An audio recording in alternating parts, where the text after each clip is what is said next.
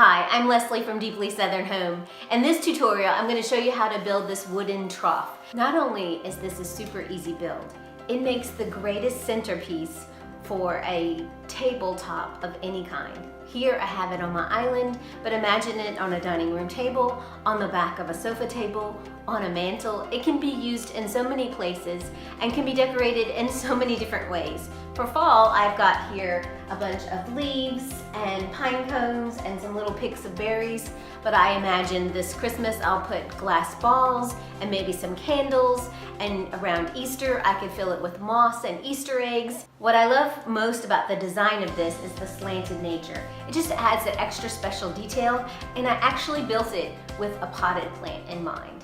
Last spring, I filled it with potted plants and moss, and it made a beautiful green arrangement. And I also realized that it would be great for small poinsettias this Christmas. Not only is it easy to build, the cost of materials is very low. I just really need 3 pieces of wood. I actually used reclaimed wood for the 2 side panels of my trough, and then there's new wood on the front and the back. And I'll show you how to do that later in the tutorial. So let's get started. Here are the list of helpful tools and materials you'll need to build this project. We're going to begin by cutting the base. I turned my table saw blade to about an 8 or 10 degree angle. I ran it through one direction, flipped the board over, and cut the opposite side. Here's a better shot of what the board looked like once it was cut. You can see it's a trapezoid with the smallest part at the bottom. This piece of reclaimed lumber will become both sides of my trough. I'm going to cut the whole board with just one angle, and then when I cut it in half, I'll be able to turn them around so that they face the right direction. We're going to start with the base of the trough with the smallest part facing down. And then with the sides, we're going to use the angled cut down at the bottom and glue and nail them alternatively. You can see now how the angled cuts create the slanted sides for the trough. To cut the ends of the trough, I started with measurements and then realized it'd be easier to create a pattern on a scrap piece of wood and trace the sides of the trough. I then cut this pattern on the miter saw, and then each end matched perfectly.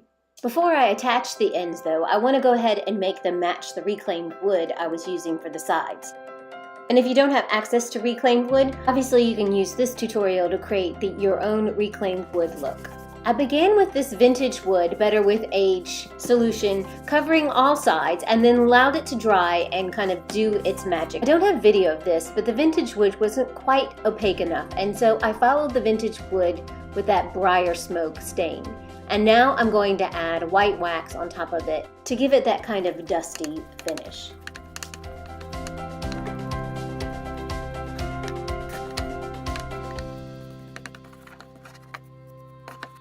Here's kind of a side-by-side comparison of what the white wax does to the finish to give it that dusty look.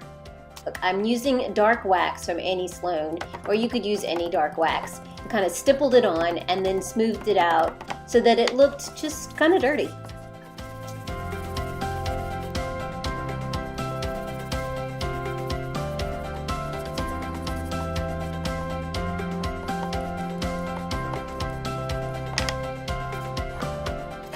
Obviously, I thought it looked a little too dirty, and then I added back some more white wax and just kept blending it in until it really looked like it matched the reclaimed wood as close as possible.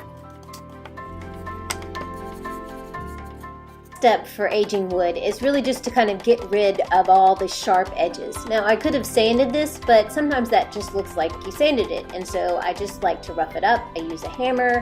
You could use a file. Just think of all the ways that that piece of wood would have been knocked around.